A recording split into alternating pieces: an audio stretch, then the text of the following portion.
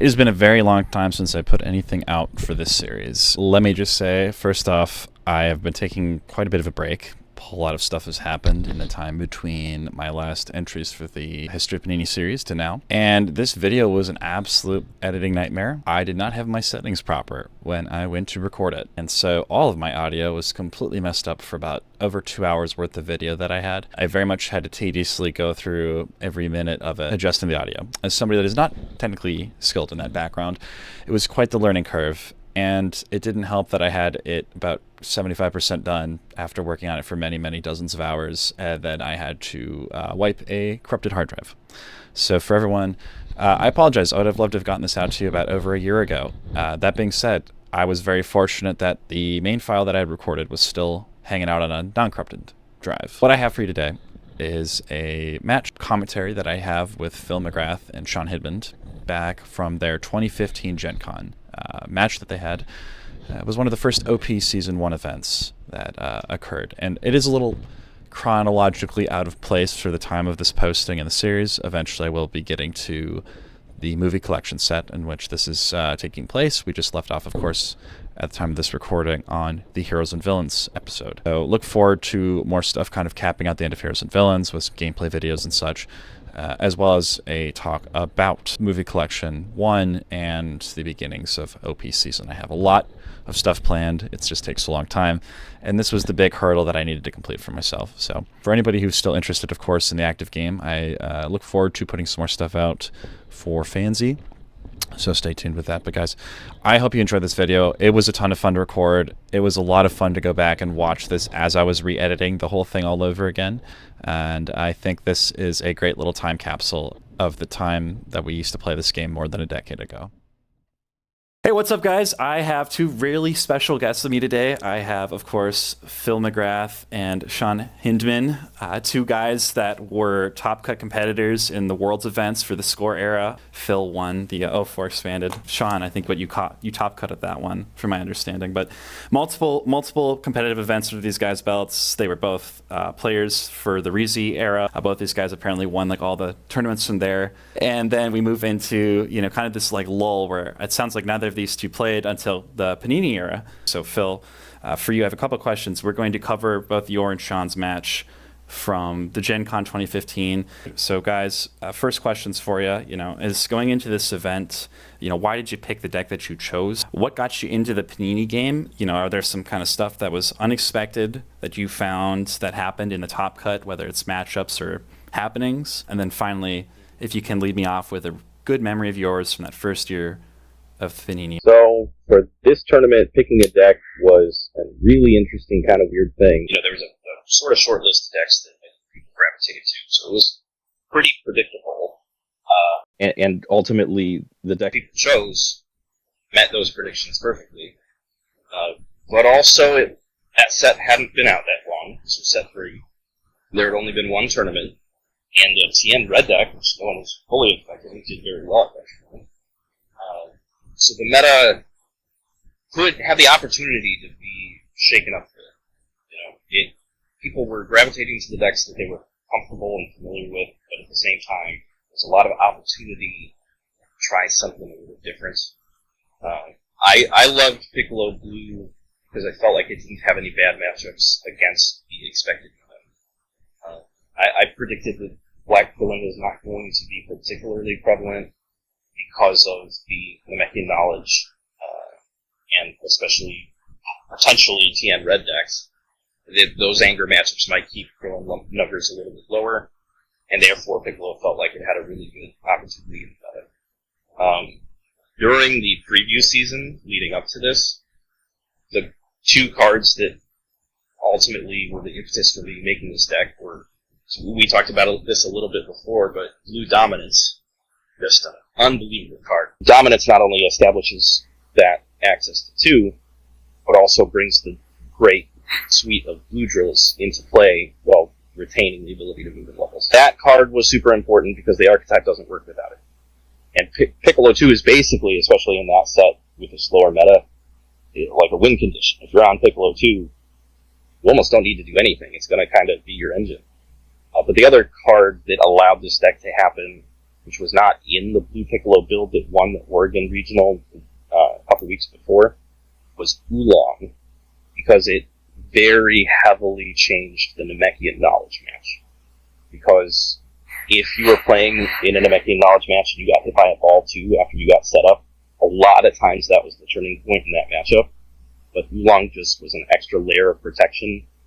It not only prevented that, but also neutralized threats like Dragon Ball 7, which was obviously so prevalent. And Dragon Ball 4, if people were using it, was tough to swallow sometimes with, such a setup and real heavy attack. So really it was the combination of predicting most League and U decks, not a lot of Krillin, and being comfortable in the Namekian knowledge matchup is what led to Blue Piccolo. And I was very close to running Blue Ginyu because in our internal testing, my group, it had amazing matchups across the board, and in fact so much so that the other two players who I tested with, Kyle and Dustin, both ran Blue Ginyu. Our build wasn't as control-oriented. It was more of an aggro build. So Shaun, your build was, I think, probably closer to what I would have wanted it to be in terms of running things like dominance and position drill and mental drill. But yeah, I think those were, to me, the two front runners going into it. So what got you into the Panini game then? We just had so much fun in the score games, not just Original Z, but even in Re-Z, which at times, I would say the game was not as sound mechanically, but man, the parties, the tournaments were as fun or more fun than ever.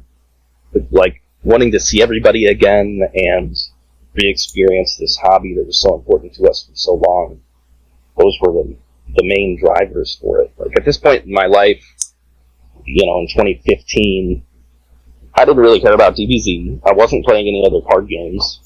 It was just the drive to see everybody again and, do this hobby that I was nostalgic for, right? What was something interesting leading up until the top cut here? One thing I remember happening that I had a lot of feelings about at the time was, I mentioned my playtesting partners, Kyle and Dustin, at the time. Dustin started that tournament 6-0, and a lot of people know this, but he didn't make cut because the tiebreaker system Panini was using was backwards of how I think it probably should have worked. So it punished you for winning early for that reason. He missed cut, and we all kind of had a sour taste about it for a while. And the next tournament season, they did reverse the way that it worked. Strength of schedule is based on who you lost to instead of who you beat. So in Gen Con, it was based on who you beat, which means if you beat a bunch of people early, and then you lose to two people who ultimately went, 7-1 each of them, you don't make cut because you beat bad players. And that system sounds great on paper, but in practice, kind of old Z, the original years, also the cut was established differently. So we cut to 16 in a tournament with almost 250 players, and in the score era, they would have cut to 64. It makes a massive difference in how a tournament plays out. Shaun and I were discussing this, but prior to we getting us all three together, what was really interesting about Gen Con is Gen Con got announced as a 64-player capped-out tournament. There was just a mad rush for the badges, and they all sold out early. And then all the spots got filled up at the tournament. So I'm really glad that they were able to expand the tournament. It was high, yeah. I remember because we were trying to figure out would we have enough to cut to 64 or if it would be 32.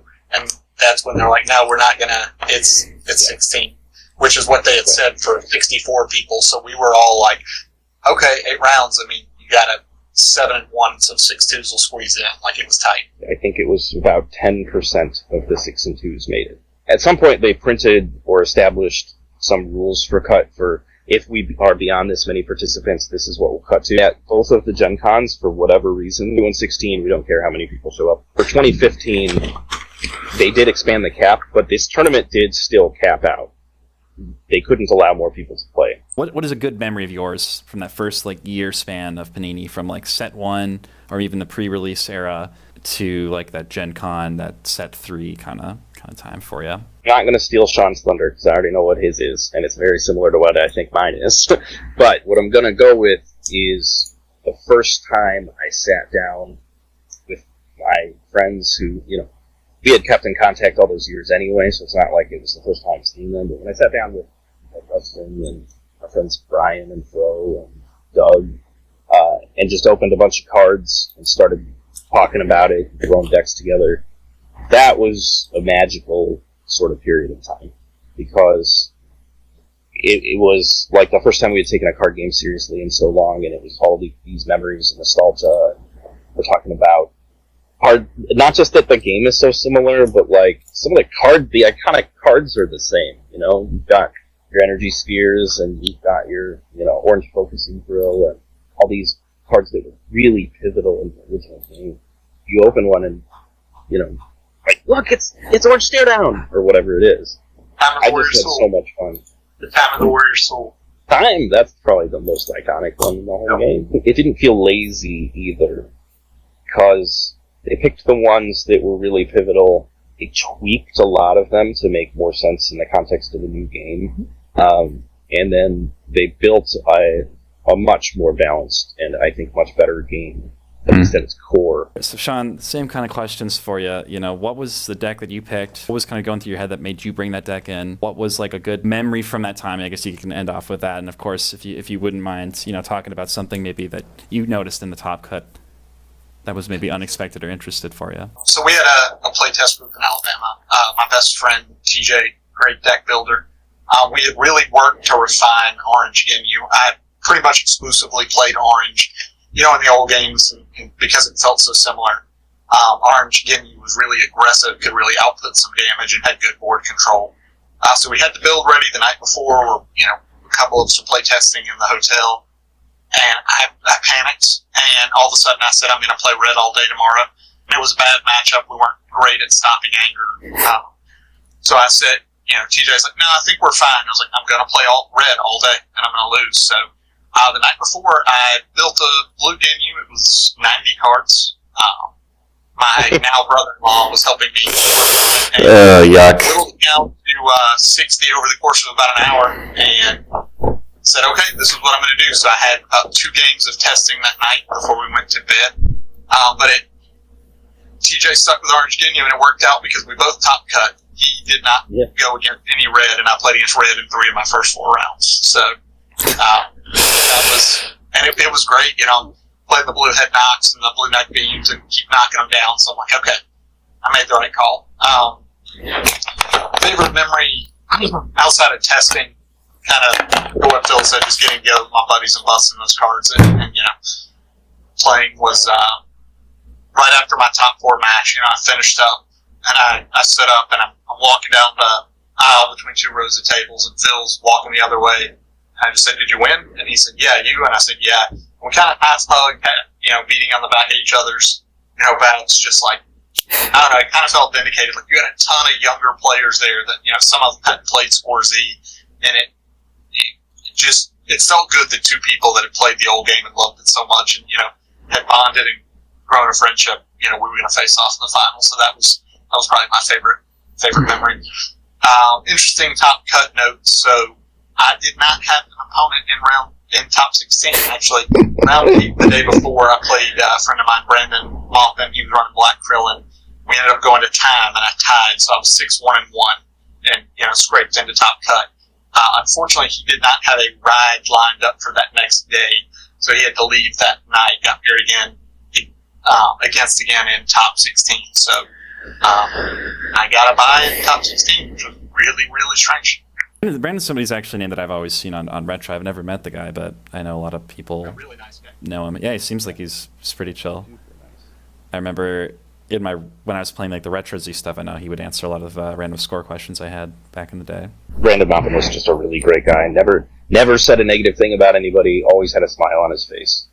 And probably answer more questions, rulings questions, even if it was, stuff from a new player that you think people would know. I mean, he was the first one to jump in and say, hey, this is the interaction. Here's a link to the CRD. If you have any questions, message me. So, there was a lot of that. A lot of really good people. I could just rattle off 20 names just to get their names in the video to give them props for all they did. But it was a really good community. It's why the game came back, I think. So how long have you and Phil known each other then? We had, I'm sure, passerby interactions as far back as like 03, expanded focus world, stuff like that. We really kind of like bonded in Reezy in 2005. much smaller community. A lot of people left. They were upset their old cards, couldn't be used. So, you went from 400 man tournaments down to, 20 and 30 person tournaments. So, I think we bonded over, hey, we're traveling together now. We're all grouping up the same thing. We're a few of the only ones left. So, and it ended up working out great. We stayed in touch, all the way through the game, relaunching, and just made it a lot more fun to come back. I mean, when you're, seeing people that from across the country that you met when you're kids, and then, kind of the nostalgia brings you back together, I think it, made for a good bond. I appreciate you both being here with me. And of course, spoiler alert, these guys, both made the finals. They made top cut at Gen Con, which was, of course, the second official organized play event for Panini's OP Season 1. And, we have Blue Piccolo versus Blue Ginyu. So 2 blue decks. Both these guys have volunteered to come and commentate on the match, which is, of course, what we're really been all kind of getting ready for here. It was so based on who gets set up first and who gets set up more thoroughly. I knew the caliber of Phil as a player, and had gotten to see, a little bit. I got to kind of watch some games in top 16 when I wasn't playing. So I knew, we both could establish board control, but he had a few more answers from what I was, for what I was trying to do. So I knew I had to try and kind of push through and burst him down early. But you'll see throughout the game that we're both just kind of playing and counterplaying, getting set up, and you'll see how it works out. But I thought I had a chance, but it was going to be a tough match. Switch to the feed here. And, guys, as you want to here, we're going to just pick up from the beginning of the match here. If you see anything that you want to talk about or anything like that, you just let me know. But feel free to kind of share your thoughts as we're going through here. I'm here to listen and ask some questions as stuff happens. This is some sleight of hand where he stacks the top of his deck. I do that every match, if you notice. I knock my deck over, and then it magically becomes better. So, I think I get the lead off here, Yep. which, That's good in big the in this matchup. matchup. Yeah, because Piccolo's probably 40% dead draws, and Ginyu establishing an important either Nappa or Frieza or whoever it is early and pushing some damage is such a big deal. But it all depends on what you draw, too. And I if I recall, you don't draw an amazing hand. You draw a serviceable hand. Stare Down's a good card, but... So, I definitely entered to start, hoping you're going to brick on that opening hand, but honestly, it's not a terrible hand. The wall breaker's not a ton of value, but, neck game's always nice. Yeah, definitely blue versus blue. Neither of these decks really care about anger. I mean, I don't think that, you're really trying to slime that much with Blue Ginyu. You can, but... Yeah, there's a chance Shaun could level through raw anger this game if I'm not careful, and there's no chance Piccolo's going to do it. So we're listening to commentary on the stream right now from the Next Level Z guys. So we're doing this, but so you guys decided to play a best of one here. What caused you guys to play the best of one? So I think the combination of we weren't playing for a lot of prizes. There was no money on the line. Oh, hold on. Rewind 5 seconds or 10 seconds. Something. My favorite moment in this whole match just happened. It was 10 or 15 seconds ago. I'm oblivious to it. I know what you're talking about. Okay. And then I promise I will answer the question. No, you're good. But he is searching. This is the first action of the game, and I stole his mastery while he was searching. Shaun had a foil mastery. Do you know what printing that was? Yeah, I think this was even pre-print 4, so it was just your basic first print mastery. Okay, but mine's not foil. So no. The funny thing is, I how long did I have that mastery? Until a regional where we're in a mall and your brother is telling this story and holding up the card, not knowing I happened to be walking by and I snatched it out of his hand. Oh my god! I never knew that. Oh, that's great. I talked to Kyle about this moment recently, and he said, "Why did you do that?" And I told him, I had nothing else to do. Oh my god. It was shiny. Anyway. Yeah, I will just say, I don't know if it was like the premiere of Print 4, but I was at the North Dakota Regional, which is like a month or so, I think, after this. And I I remember them like showcasing the print 4. They held like a box up, and like dude pulled a print 4 sphere at that one. So that was pretty wild because they look so much better. They really did. Have a ton of commentary. Obviously, I'm leading here with Napa. He's got a ton of good, support in stuff like Blue Dominance. So the idea was, let's go ahead and get that shut off. While I have supports too, they're more valuable to him. So the idea was to get that established as quick as possible. And I agree with that decision. I think even though we both run Dominance, if neither of us gets to use one, you certainly have the advantage. And on top of that, I don't know if you do this when you made that decision, but I'm running blockades and key buildups and quite a few things. Battle readiness, plan, dominance. So yeah, I think it comes down to that one, or Napa or Frieza. But I think you made the right call for the matchup. And we decided best of one, I think, just because there was no money on the line, and we already had our invites. We were already all happy, so we were good to just cut it short. Plus, we knew it was going to be a long matchup, blue versus blue. I think we were both just so happy to be in the finals, and without the additional prizes, we were like, man, let's just one and done it. Plus, it's a very grindy matchup, so we knew how long it could potentially go. Exactly. Yeah.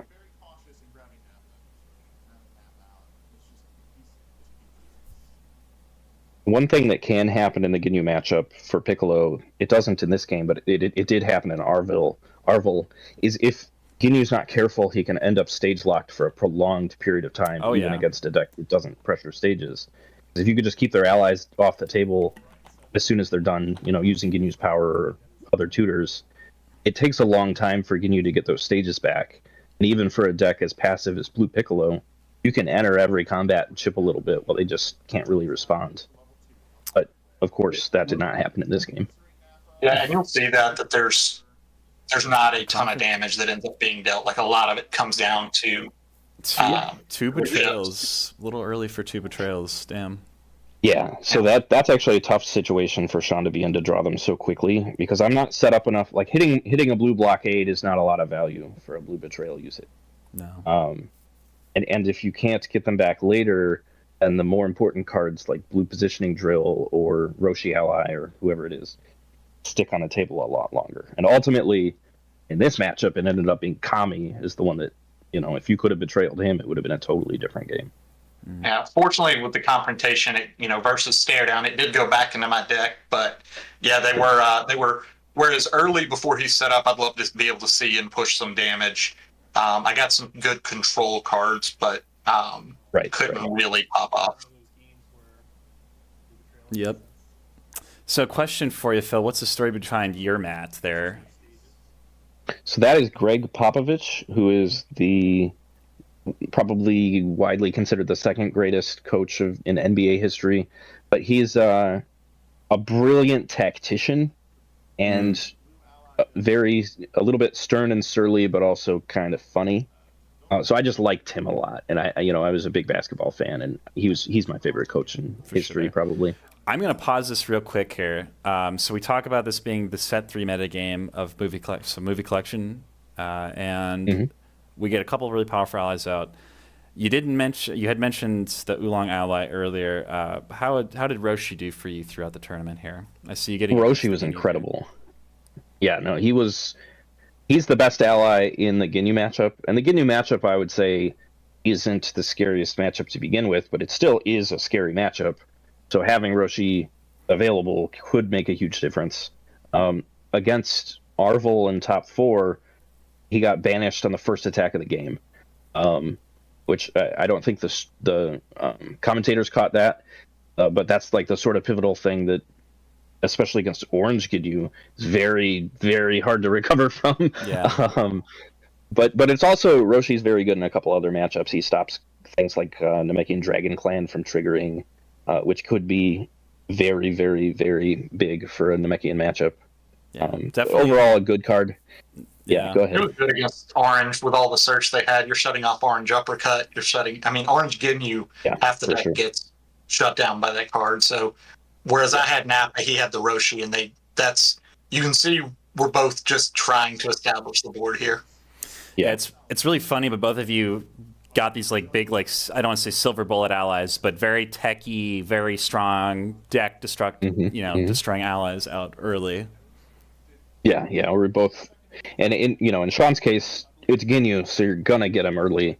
In my case, I did just happen to draw an overpowering attack, but I also ran battle readiness, so being able to get one or two out isn't so hard. But the hard thing is, he could crit me with a random attack. If he draws a blue betrayal, Roshi's gone.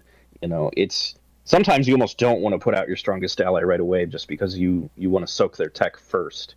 Yeah. But in this matchup, I think both of us had to put them out right away just to stop our opponents from establishing control, really. So you see, even on the turns I'm entering, I'm just, I'm controlling a little bit, but it's not at the level, I'm not able to push that damage. Yeah. And the further it goes without you pushing damage, the harder it is for you to get where you need to be. Here's a big board turn from both of you back to back. Yeah. I was going to say blue positioning drill is probably the silent MVP of the deck. In a matchup like this, it might be the most important single card because your ability to loop blue betrayals is pivotal to getting anywhere. And we both just dropped our positioning drills. You can work some of that endurance back on top. Mm-hmm. Yeah. I was going to say it does suck seeing 2 neck beams go for you, Shaun, given that helps fight his deck, getting him off that level 2. Yeah. What are you holding on to right now? Do you happen to know? Don't. I know I was scared when you dropped the visiting in the past because that card just completely controlled. Yeah, it's time, I think. Yeah. Okay. It just feels so bad to enter when your opponent has a visiting on the board. Yeah. Granted, you have Nap out, but... True. Yeah. Right now, I can't do anything, but I know that Napa is short-lived here. And the scary thing is, so you have to choose between Roshi and positioning drill, and you can't use your power really, there's a lot of things you can't do with Roshi on the table. But now I can use positioning drill to top deck blue betrayals, which is in fact, what happens here. So we trade betrayals here, so the allies are gone. Yeah. So now, look how different this game is after one phase in each direction. Yeah, a lot of blue betrayals early game, which is definitely the card that seems to be both of you were passing for, if that is my read of things. Yeah, for me, definitely, because I can't do anything with Napa on the table. My deck stalls, and if I get all my drills out, I can camp at 1 and succeed, but you just have to draw into them. So there was no way I was going to declare combat without a betrayal in my hand. And for Shaun, you might be able to push some damage. Like you said, sometimes you're just spinning your wheels, especially with Roshi on the table. So I use the time to put the betrayal back on top. Smart. Immediately get it off the top by searching for another ally, but got it back. But it's in your deck. Yeah.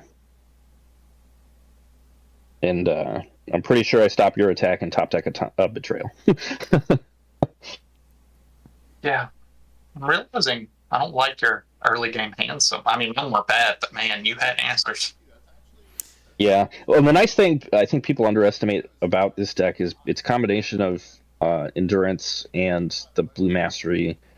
A lot of the decks in this meta could enter with an okay hand, and even if I didn't draw well, I probably wasn't going to take that much damage. Yep. If you draw one live card, you can probably get through most combats. And if you draw 2 live cards, you're just going to be fine in a lot of combats. I guess in my experience for those early sets with damage numbers generally being pretty low is like Protective's card filtering. I say card filtering because you're not advantage. You're turning a card into something. Like the Protective Master is huge those first couple sets, just the defensive power of it, let alone the anchor. Yeah, I agree. And that's part of the reason I think it did ultimately fall off. A few sets later, it was not quite as popular. But in set 3, it made perfect sense to use it. Of course, after this tournament, Krillin became so prevalent that Protective kind of fell off because it just so happens to not win that matchup. I know, yeah. And I can't tell you for sure, if I was just politely waiting for you before I started to positioning drill, or if I was going to forget. I was going to say this I was... probably wouldn't have forgotten, but you never know. No, because I've watched this part before. I just remember this being a long deliberation period. Well, I'm choosing between top decking endurance because I don't want him to crit because I'm going to. You also already use your mastery here too. So without any hard blocks, whatever you put on top is going to get knocked off. So I guarantee at this point I do not have a good hand. I don't know what's in my hand, but it's probably not good, and that's why that decision took me so long. But Shaun also happens to not have a very good hand right now. So maybe spear, neck beam, not positive. Yeah. You did use the time, so I'm not sure what else you've got, but I know that it. I believe you pass. I believe this is pass here, if I remember correctly. Damn. Yeah, having to enter with no attacks in your hand for one of those combats. Granted, and you were prepared if I tried to throw crushing beams or whatever. Oh, you still have. Was that a betrayal? That's a draining. No, it's a sphere and a draining blast. Yeah, a sphere and a draining. You must have been worried about me using another positioning drill. Oh, you do use the draining.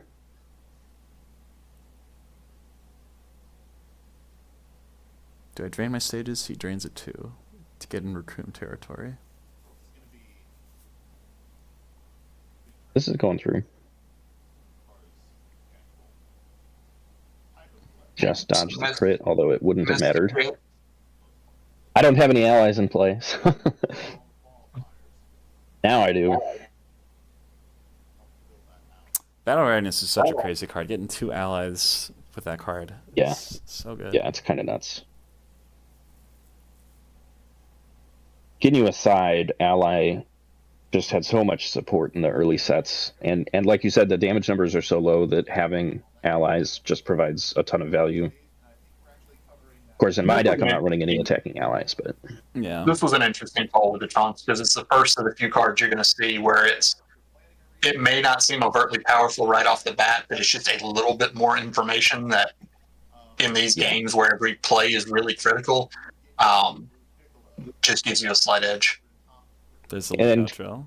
Coming in on the defensive side, it improves my average hand a little bit too, which is nice when it's early game and I'm not really set up yet. I think there probably wasn't a good...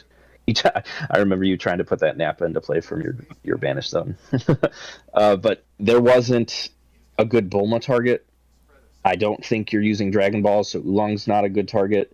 So a lot of the go-to allies I do use didn't make sense in that specific moment, and Roshi's already banished, of course. So Trunks, I think, just happened to be the thing that would provide value no matter what.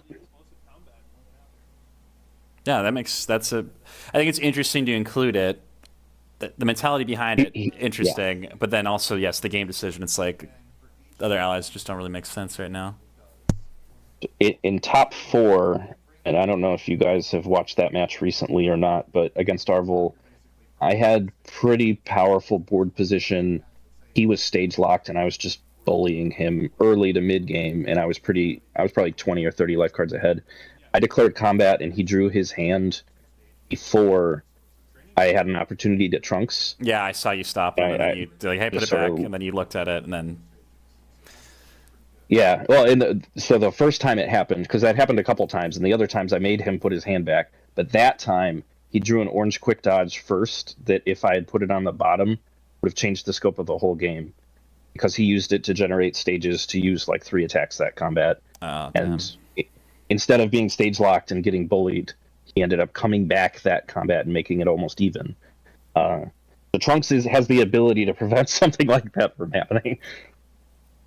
So this was I can see the hand. I've got the sphere. I've got the stare down. I think I'm contemplating wanting to push, but I'm staring down that visiting the past, the positioning drill, the Kai build up, and it's just, it's already in a position where entering is difficult. Yeah.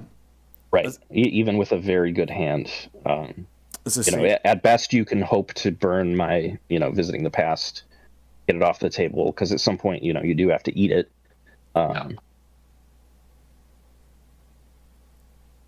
Okay, so I'm pretty sure I don't have any other drills. Yeah, you like to keep the 2 same drills, it looks like.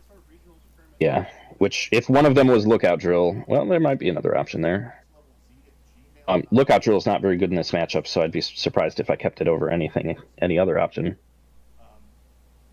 The other one's positioning drill, which is very good. Oh, that I'm just choosing visiting for betrayal. Yep. So yeah, I'm guessing I didn't have any other drills in the discard pile.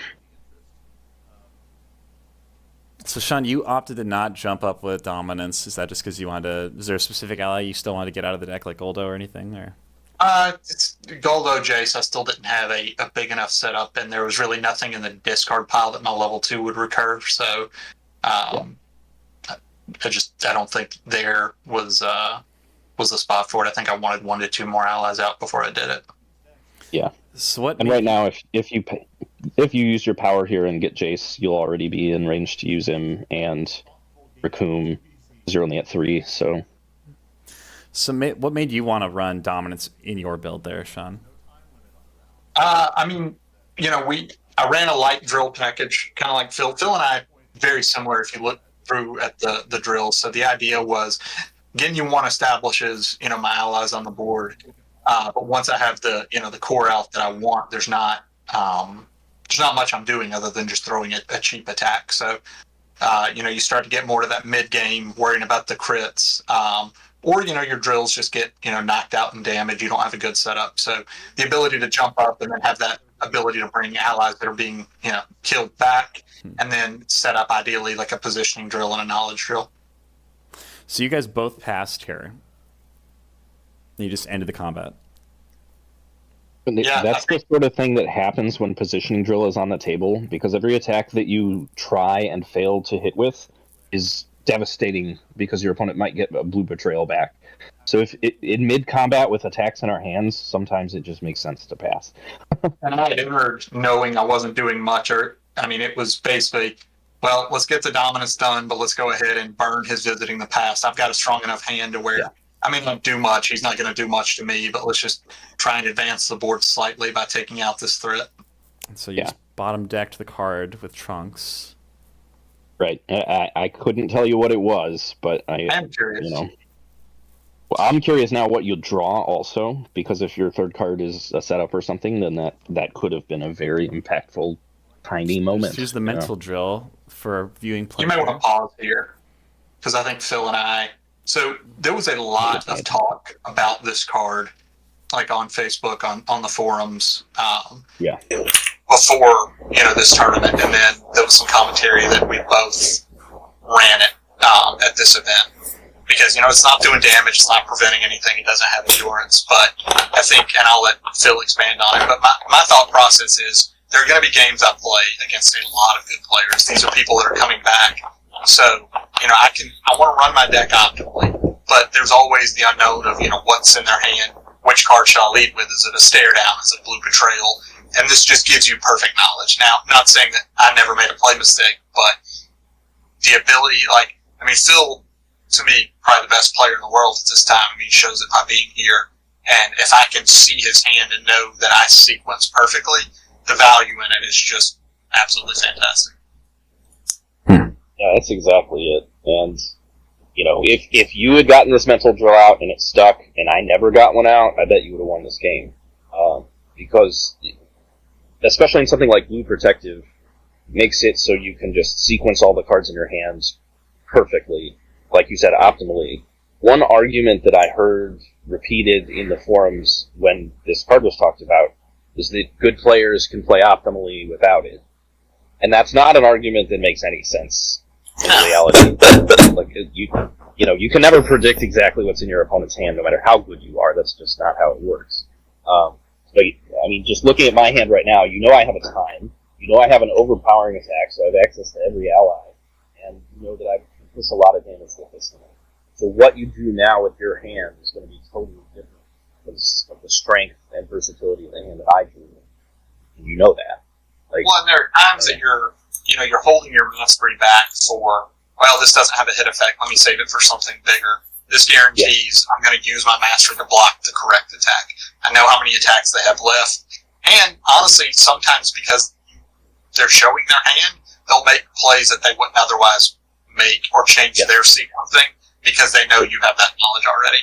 And it's very difficult and intimidating to play with your hand face up on the board. Yeah, exactly. There's not only no bluffing, but just like if your opponent is declaring on you and sees what's in your hands, it makes you think the card in your hand is probably not very good. Like I'm holding a time and he attacked me, he must have it.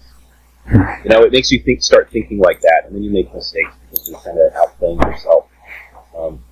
To add to that, I think it's amazing in both of these decks. I think it's good in any control deck that can use it, but in Piccolo specifically, the deck has so much ability to sequence multiple phases ahead in a really complex way, and having perfect knowledge helps you do that. If you positioning drill with a block, you can top deck something, you can Piccolo to draw it, so your whole discard pile is available. So you can plot out an entire combat in a way you would never be able to do without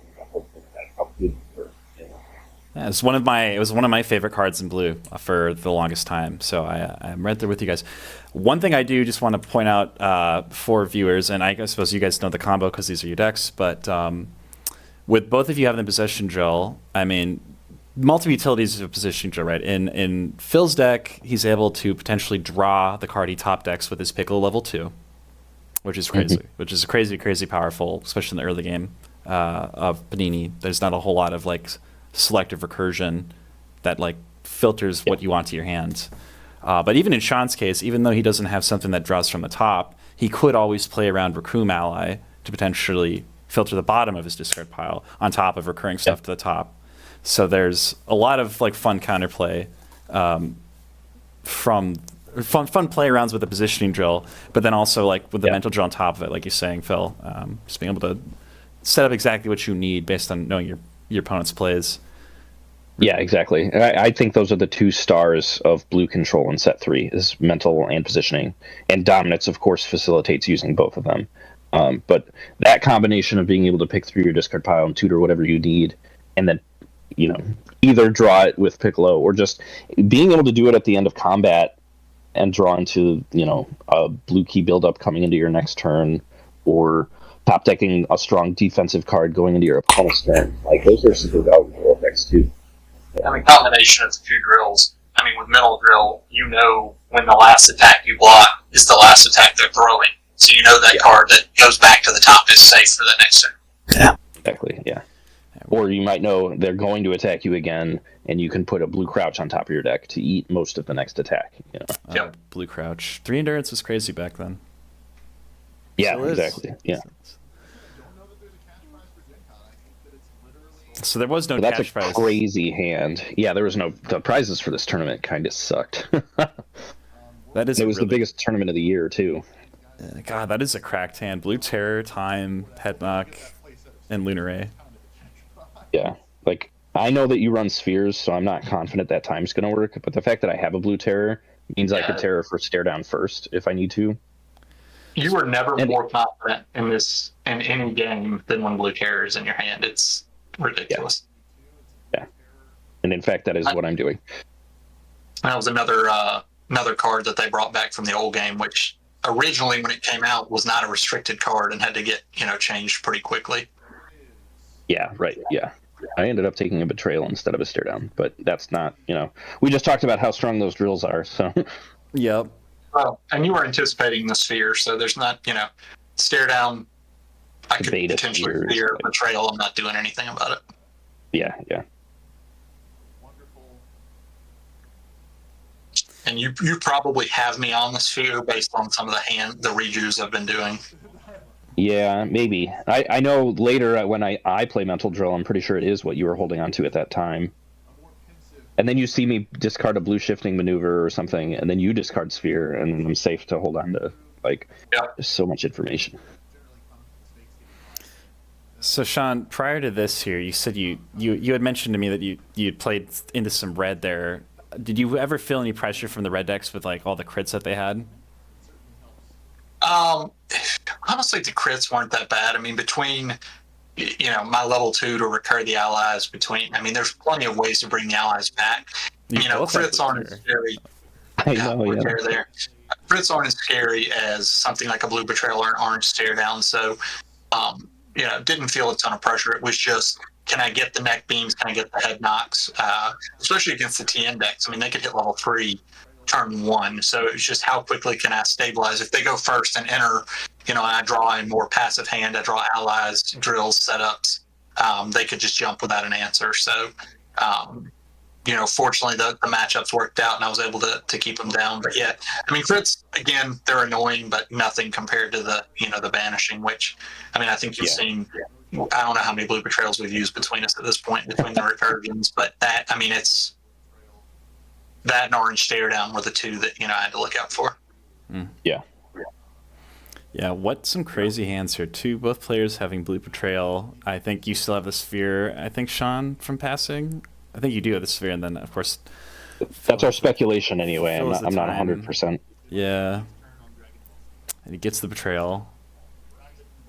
Tells me you either have a sphere or you don't care about doing damage this combat. Yeah. Lookout drill getting its one use, stopping the mill. There you go. Sphere. There you go. That's right. The only mill you will do this game. Hey, another... So you ran 2 lookout drill. Yeah, that was actually... If I could go back and change a single card in the deck, I would probably take 1 lookout drill out. Potentially. But it wouldn't, It's a fringe call. It just made knowledge so much better. I mean, the few attacks that I'm bursting through, I think he's got endurance on all of them. So, the combination of the rejuve he gets from his level 2, and it just... You'll see the life deck counts. Like, it's never a huge swing, but I'm just slowly going down. Well, one thing you'll notice in this matchup is I don't use Piccolo 2 in every combat, and Shaun doesn't use his level 2, because we're kind of waiting for each other to burn it so we can respond with ours. If I hit his, whatever his favorite ally is in play, he can just play it immediately with his 2. So it's kind of a weird waiting game, and I'm pretty sure there are combats where neither of us do it. Yeah, because consequently, if I use it and then you take your target out, I'm down that ally. So exactly. Looks like you're debating on the betrayal there. Yeah, I'm probably thinking between mental and positioning. And if I were to guess, I don't remember, but I'm guessing I hit positioning drill with it. There's an outside chance I would pick an ally. I think but it's always it's always an interesting choice for players when they would play board hit on me because I played a lot of blue this time, because they'd have to choose between. A lot of people would say not pick the mental drill because they're like, well, you already see my hand. But there's also players that'd be like, well, I don't want you to know my hand in the future. Exactly. And what's funny is you can't tell this, but Phil and I knew each other well enough that some of these, while it looks like we're just, thinking, going through discard piles, half the time we're telling each other what our thought process is. Like, we're talking through our plays just because, we had kind of built up that relationship where it's, all right, we're not hiding anything. Let's talk through optimal plays. Yeah. This is not a quiet game. This is not a quiet finals. We're having a conversation the whole time. No, it seems like it. Those are the kind of games that I remember and have the most fun with, when it's like, even if we're in a tournament, we're both just like chatting out our plays, and it's like, that we're going to just make the most optimal plays possible, but we don't. Yeah. And we mirrored each other here. We blue betrayal both the good allies in consecutive sequences, and here we blue betrayal both positioning drills back to back. Yeah. Both did blue terror, both did betrayal back to back. I think you have 2 blue betrayals in that discard pile right now, and I might only have 1. I can't quite tell from that glance. But I know my betrayal density ends up higher than yours, and that's part of the reason that I'm able to wrestle back board control. I don't know if you were running 2, but I run 2 blue positioning drills, and I'm pretty sure I get another one out later. Good question. Got the deck list. Let me see. I did run 2. I only ran 1 lookout drill, though. Well, that was probably the right call. Not a bad hand. No. Definitely glad it was my turn. In that moment, I was a little surprised you were running key buildup. Not that it's bad, but just that it's not on most lists, and I think it's really good, because now it's one more thing I have to worry about, especially with your mental drill. You know exactly when to use it. Yeah. It was a combination of mental drill to know when it'll stick, but because I was more of a control variant, I couldn't push damage the same way some of the other Ginyu decks did. So the idea was, I'll throw it out there when I'm setting everything else up, and this kind of augments that loss of damage I would have. Yeah. You drop One thing another blockade though, which is annoying. And another key buildup. Look at that. Yeah, our boards end up crazy in this game. You have an overpowering attack. You must be agonizing over whatever the other cards are in your hand.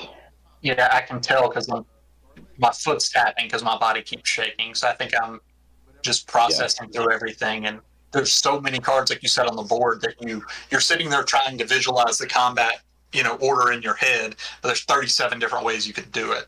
Exactly. Yeah. And you can see everything that's going on, but I have a key buildup on the table, and you have to think about that too. So yeah, but now I dropped another, so I've got 2. So I'm like, okay, maybe I can have a kill combat. Yeah. But at the same time, if you enter now, you're entering down a card because you just played that key buildup. So there's a lot to think about right now. And I saved that battle readiness last combat just in case you crit something. I can bring it back immediately if I find it important.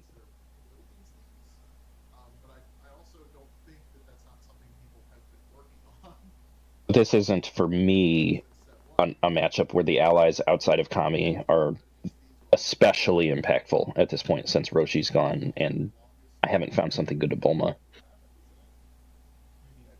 Yeah, our decks were similar enough that a lot of Bulma targets would just be, a double-edged sword. And, if it had been reversed and you had used all your blue betrayals first, you could do that. But since you were up on it, that's not a card you want to target. Right, exactly. Your hand there that you drew is, not terrible on defense. You got a couple of blocks and then the head knot. Yeah, that heroic plan's not pulling its weight. Depending on what's in your hand, you could have an open attack this combat. I don't have the positioning drill anymore. Yeah, 4 potential blocks right now? Because you got the master. Counting the blockade. Yeah. Yeah, I was down here. I'm trying to think of why I entered down a card, but I think it was realizing the board was getting away from me and I still need to establish a little bit more. And you have 3 attacks on the table, so if you have even one, and the overpowering you just played, so it was not unreasonable to think that you could push some damage through. Now, Narrow Escape in this situation is amazing because I can use it to top deck a block and then Piccolo 2, just like I would normally be able to do with positioning drill on the table, but this you can do without positioning. So remind me, what was Frieza? Was Frieza like Dying Planet? Is it just banish damage? Everything is banish damage. Yep. Exactly I think that was in my head, is I've got to stop all this recursion, so let my damage go away. Right, yeah. So you master it? No, you mastered it? Yeah. This was a readiness that was in play, so I ultimately decided some ally... I wanted Gohan just to stop you from getting to 3, because your level 2 gives you, anger for every Ginyu Force ally, or anger for every ally? I don't remember, something like that. Ginyu Force. So now, and Gohan, that's an ally nobody used, but you cannot level off of Ginyu 2 while it's in place. So. I think the big problem with Gohan at the time was that most of the decks are gaining anger in 1 anger increments more than they were gaining them in 2. It was not until I guess maybe Black Garlic was the first really non. Deck it does help in the knowledge matchup between weighted clothing and Namekian right throw. But mostly I think it was in there as Ginyu Tech that also added a little bit to a few other matches. The body switch there. Yeah. The body switch and Ginyu level 2, yeah. What I love is in the stream, not just to comment on it, that camera is just shaking the whole match, and it's hilarious to watch. Yeah. It was doing that in the other matches I was watching too. Oh, what do you know? See, they mentioned that actually. Yeah. Part of it, I think, was it was on the most stable thing, and like I said, the other part of it's probably I'm tapping my leg. I see somebody, that's probably TJ, is right up next to me, watching the match. So you got people right around the table. We didn't distance anybody back. We got just a group of friends standing around watching the game. Right. I didn't really want to use that narrow escape there because I'm probably not going to attack this turn anyway. But I did want to block the attack, so. There's unvisiting the past. And that's a huge card to just, again, now you have to think about every single option I have in my discard pile, and I have a key buildup and a blockade and Piccolo 2, and, you know, If I'm even though you've remembering got, right, I think I take care of it though before you can make use of it. But So that you may were be just true, talking yeah. about. I want to pause real fast. So Phil, you talked about how having the energy blocks. I don't know if you had any energy blocks sitting in your pile right now, but I'm looking at this. This is a potential play you could have done. But if you maybe remember, so you kept the blue guard in your hand over the narrow escape. Is there a reason why you didn't just put the guard in the pile, keep the narrow escape in hand, retrieve the other cards? That way, if you narrow escaped, you could top deck a guard and then draw it with Piccolo 2. I think the idea of comboing into Piccolo 2 wasn't something I was married to doing, just because I didn't want to have to sequence it as not a reaction to his level 2. Because as soon as I do that, it opens up. He's just going to level 2 and get his ally back. So what I wanted to do was bait out his level 2 first, and that means I have to sequence my whole turn differently so that I can Piccolo later in the combat. And the blue guard is just always going to provide that extra, versatility right out the gate. So you save a phase of combat by not having to narrow escape first, which is just sort of a little tempo play. But I think it was primarily just because I didn't want to have to use the Piccolo 2 to do that. I wanted to just hold it for later in combat. And it being a physical combat card, gave it the ability to still block an energy as needed off of the mastery. So I think in combination with the versatility of the block with the draw, it was powerful. He's done so much recursion. He's got the visiting the past, so he can already manipulate the discard pile to some extent. But this gives him more top deck, ability to maneuver, like you said, without burning the phase. Totally fair. I think holding onto the narrow escape would have also been a very good play. So Yeah, I know. I think it's interesting though, because the play that you chose frees you up more. It's playing more to your game plan, where you're not trying to ram your power like you were saying, and like Shaun's also doing here as well. Both of you are holding your powers, creating this hold war state. So it's like a whole portion of your deck is not actually working, but it's working by deterring your opponent. It's really a deterrent. So it's fun to see it and have you guys explain how you feel. So, and I think a lot of people didn't really understand that. I know I don't think the commentators ever pick up that I'm not using Piccolo 2 every combat, or that Shaun's not using Piccolo 2. Yeah, neither of you guys have used those powers since you hit those levels. Exactly. Yeah, because, right, we're just holding onto our nukes, staring at each other here, because we're both. Yeah, you kind of have to. As I remember, we're addressing it. We're poking back and forth, you need your power. Oh yeah. Yeah, exactly. Well, definitely. Yeah, you forgot to use your power. Yeah. Are you sure you want to pass? We're definitely saying that. Alrighty, so we'll get back to... So, of course, you also have the Kami out. So, in a long game, Kami plus the Redrive is going to put you up on Shaun. Yeah. Shaun, we're looking at you here. Great card here. Blue Precarious Defense. Very, very underrated. But the ability to pitch it to put a setup back gets rid of that visiting the past. Oh, yeah. Yeah. I loved that card for exactly the reason you said. Also, getting rid of searching techniques was huge. Yeah. It was... Yeah. And the thing was, I feel like it wasn't universally ran in blue, which blew my mind. It wasn't. No, it was sort of a fringe card for most people's lists. Shaun and I both ran it for sure. And the one loss I had in Swiss was largely because of a Precarious Defense that got rid of my blue dominance. So I think that card's super good. And now we're both playing mental drills, which just makes the whole game silly at this point. But now nobody makes a mistake. Everybody's speaking out their actions, their thoughts, and they have their hands on the table. Exactly, yeah. Just beautiful. And it made it more fun because we were already giving too much information in our conversation, but now, there's no bluffing, there's no hiding anything. We can talk about exactly what we're doing. Yeah. Now, between that Precarious Defense and this Jace, you're only drawing 3 live cards every combat, which isn't normally a huge deal, but I'm just slowly building a lead with Kami at this point. And it ends up being kind of the story of the game. Because you can either attack down a card or pass again. So Shaun, for you, right, you're playing the blue Ginyu here, and I know a lot of people have gravitated towards black and orange Ginyu in those early sets because of the damage modifiers and those masteries, I think specifically alone. What benefits for you did you really find with the Blue Ginyu over those? Or did you think there was... I mean, had I not switched, I'd on top cut because of all the red I played early. The reason I was still comfortable playing the blue is while it wasn't orange in the level of control with all the drills and stuff they had, it was still a very, let me control the board, let me know what's going on, let me, dictate, every action and put this game on my tempo, not yours. And when games, there was a lot of fast decks. I mean, Black Ginyu, Red Tien, stuff that could go, and amp up the damage very quick. And I could slow it down with my mastery. You have the allies to soak up stages in the case of physical beats. So it was really just, if I can throw you off your game plan in the long run, I'm going to win. I think it's a very similar thought process to what Phil did. Ultimately, just in this mirror, he has more ability to shut down what I'm trying to do than I do him, or even in the case we're executing a similar game plan, with the Kami, it's just the rejuve and the pokes with Piccolo's power, the regen.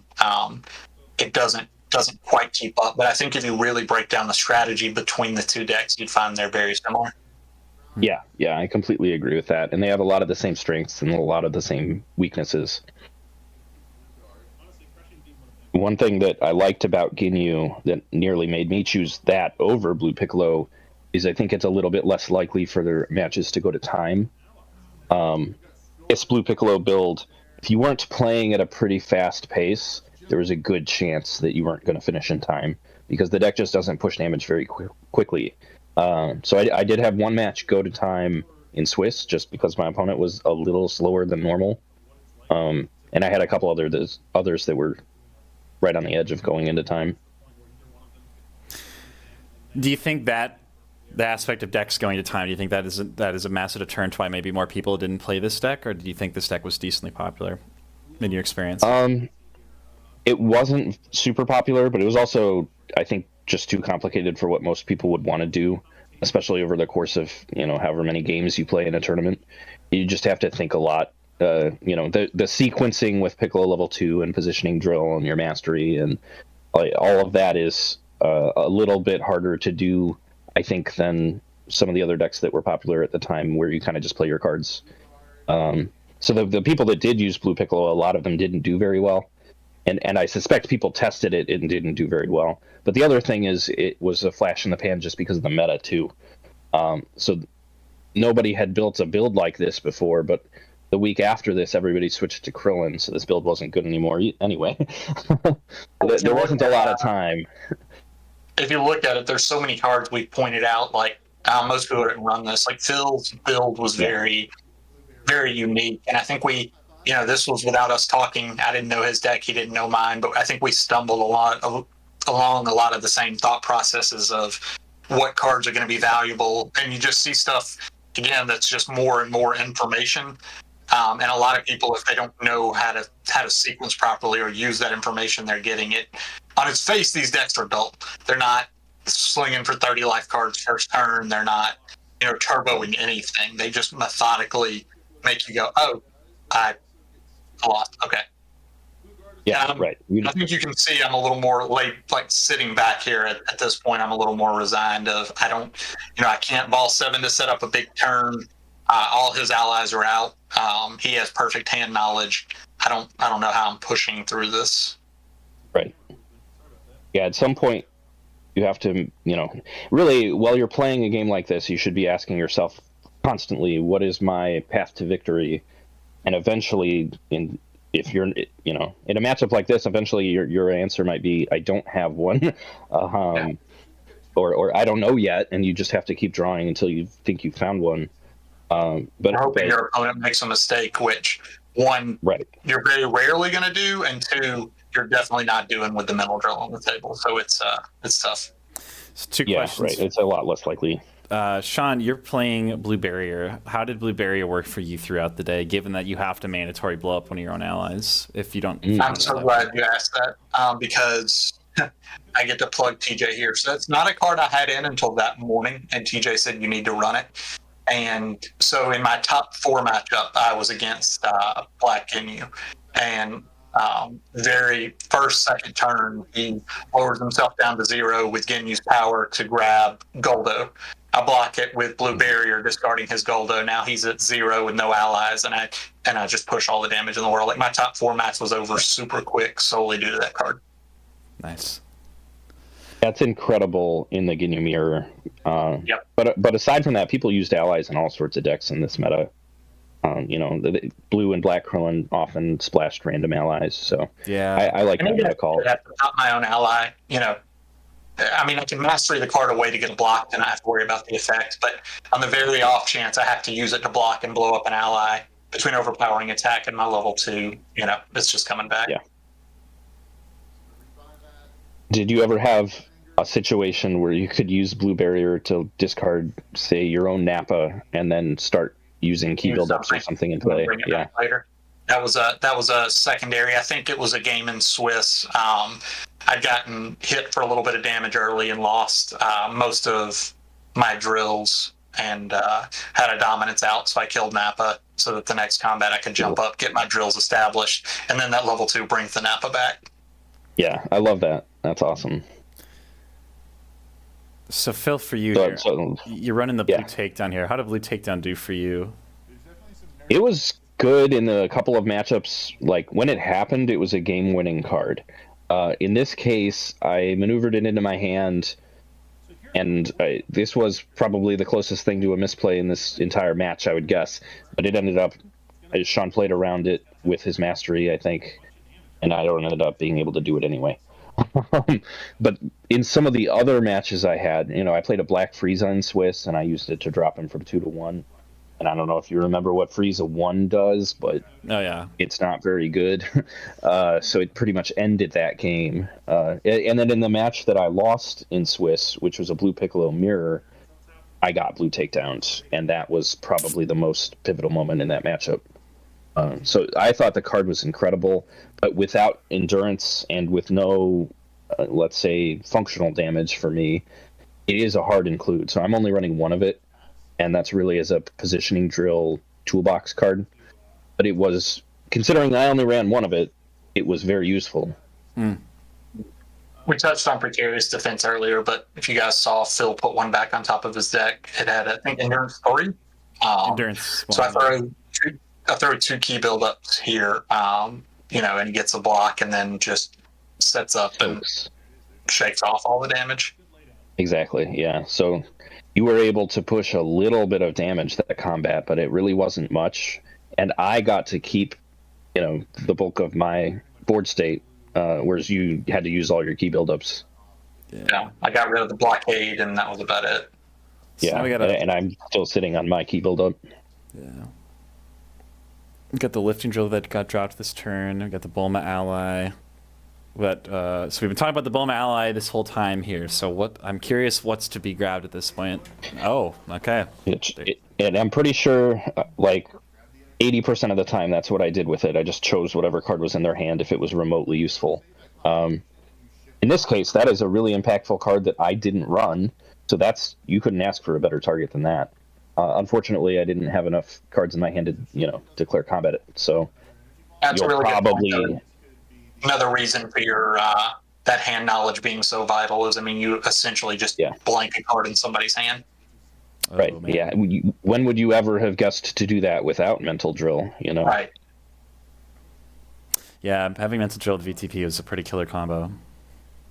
One of my matches in Swiss, I played against a Namekian deck, and I wallbreakered him, and I later Bulma'd Focused Assault, and he drew 2 of them immediately. So he was already down and out, but that really ended the game.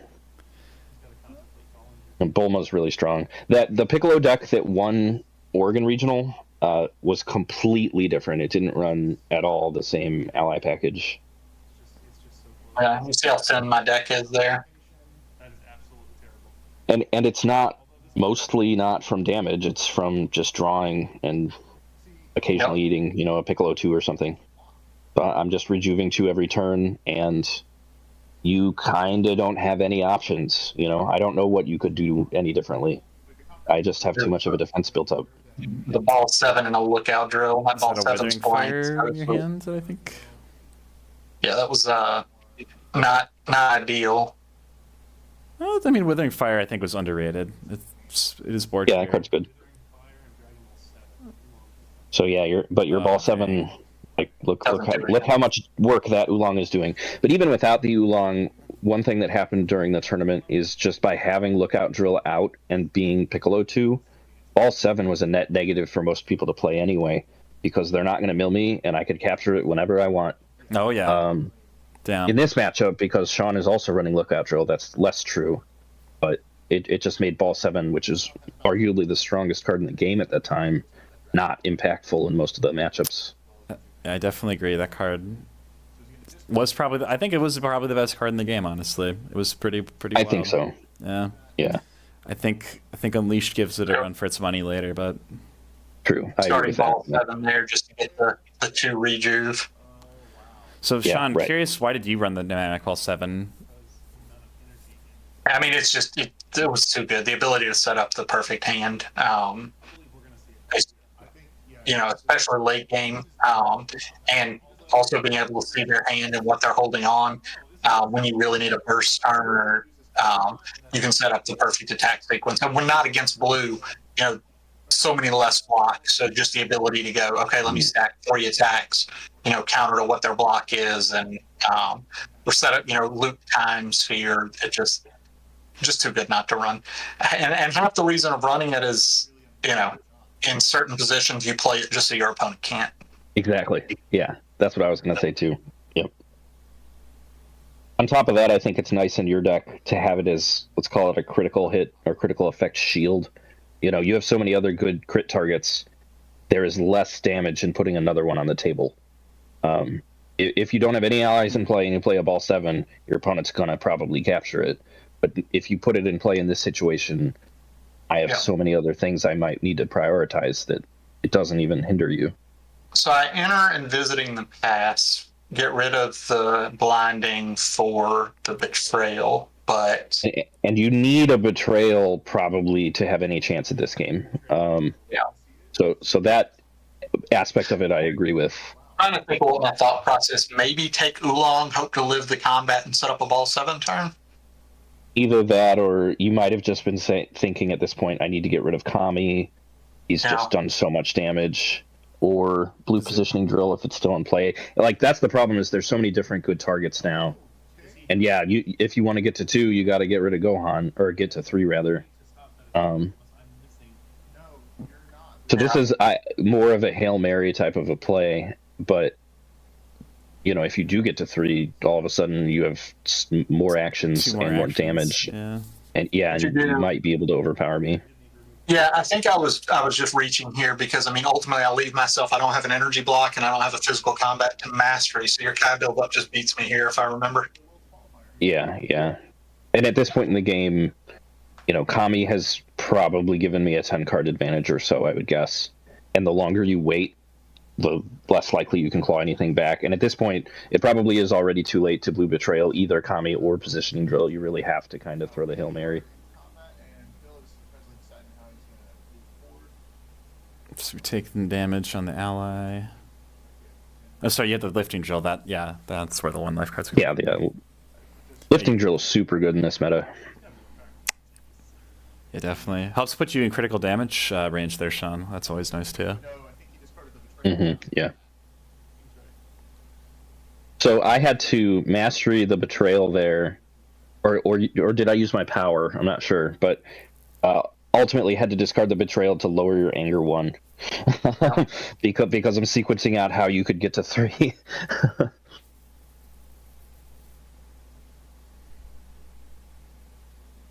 That's me coming up with a Hail Mary and you being like, let's drop back into prevent. It's right, exactly. I recognize that it is your path to victory, but that's, you made that pretty obvious by prioritizing Gohan. Yeah, this is actually just a dire situation, unfortunately. He definitely does this. Yeah. Yeah, having to pass... I'm thinking if you had like a hand like this when you entered with the key buildup hand, would this have still mattered though? Because with the 2 key buildup stuff, because at that point it's just like the critical massive board state is there already. There's just so much stuff to have to interact with. on Phil's board. And the threat in a matchup like this is that you enter out of desperation and then you end up taking a bunch of damage. Right. Which is how I won a lot of games, especially in Swiss, is people felt pressured to enter combat in disadvantageous situations. And that's the win with there. the key buildup. Yeah. Damn. And they're just like, I don't think that you could have done anything differently, you know? No, I mean, you can It was question the just- visiting the past. I mean, I had my whole, it may have prolonged it slightly, but I don't think I have it out there, because if I had gone defensive and just grabbed a time or, a block, I'm just losing the recursion. Right, yeah. All right, so blue people. Damn. But I think trying to stop, like I said, trying to throw a Hail Mary is probably better than leading out slowly. But like we talked about earlier, based on how the first 2 or 3 combats go, that matchup can go either way, and it can be completely different than the way that one played out. I think my favorite part about watching that from a strategic standpoint is watching all of the different blue betrayals and what we prioritize. And I do think it's funny that we end up prioritize. If it was like a mirror, Symmetrical, very symmetrical plays. yeah, it was symmetrical like that. Yeah. It was a really fun matchup. And I think the thing was, as high pressure, obviously we both wanted to win, but with the difference being one of us makes a card, one of us doesn't. We both had our Worlds invite. I think without the money looming over it, we weren't nearly as stressed as we would have been. Yeah, I agree. The fact that all the prizes were other than the little one, I honestly didn't even care, really. I was not really that invested in the game at that point. It was just like a monkey off your back that you got your invite, and the rest of it was kind of just having fun. But what's interesting is that the community, when they're watching it, they don't know that. They just think, this is it, this is the finals. Whereas for us, top 8 was the finals. Yeah, it really was. And that's why I love your question on the blue barrier, because I'm sitting there, that's the most nervous I am, is that top 8 game. I'm already had time to overthink things because I didn't play in top 16. Black Guinea's a tougher matchup, a couple of researching techniques, picking out stuff, and the game can go badly. And just to see him, throw the attack, play the barrier, and then just look at the board state and go very early on, going, "Oh, I won already!" Yeah, what a good feeling. Top 8 was definitely the nerve round. Damn. Top 8 match came down to just a couple of cards and was long and drawn out. So I had a totally different experience. So after this match, I know, so since Phil, you won, you qualified. Do you also qualify from this event here as well, Shaun? The second? Top 4 got invites to Worlds. So. Oh, nice. Yeah, I was doing the math on the regional stuff, and I'm like, okay, I know the top 2 at the regionals qualify. I didn't know if the top 4 did, so that's interesting. Yeah, I think this tournament and the qualifier tournaments. 3 of them. There was the Australian one, Attack Games. There's the Toronto qualifier. Then there's this one for OP Season 1. Okay. Yeah. So those ones were all top 4, and everything else was just top 2, which was very punishing, I think. So at the start of this season, and Shaun, I don't know if you felt this way, but I know you mentioned this earlier, but it felt like there was a little pressure to prove ourselves. It's like, we played Score, but that was a long time ago, and maybe things are different now. But there was also, for me, a lot of, getting an invite is really hard.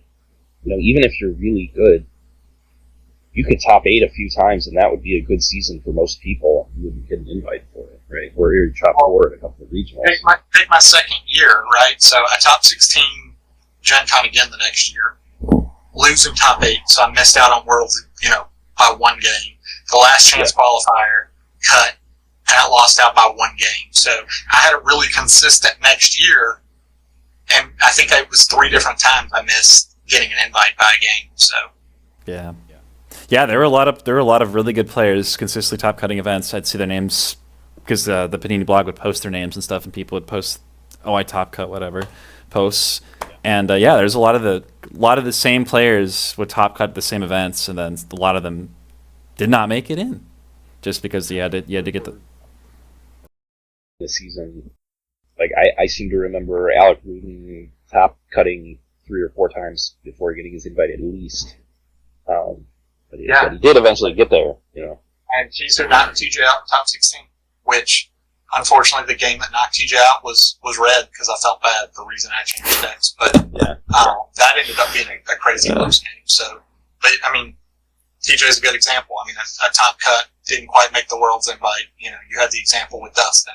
You had Phil the next year with Gen Con, who has the same record I do, but doesn't top because of the tiebreakers. I mean, there was, with those smaller top cuts, it didn't matter how good you were. I mean, at the end of the day, variance could get you unless you were perfect. Yeah. Right, exactly. Which, over a long period of time, nobody can be, you know, because it's a card game. No matter how good you are, something's gonna go wrong eventually. Yeah. Well, guys, both of you did a wonderful performance, obviously, throughout Gen Con here. So I'm kind of curious, with this being one of the first events for the OP season and you having the previous card game experience with the score game there, you know, what was the biggest, like, maybe was there like a real good takeaway that you got out of your first competitive experience here from the Panini era there? I think, kind of to Phil's point earlier, it validated a worry in my head of, okay, I didn't play card games between these two.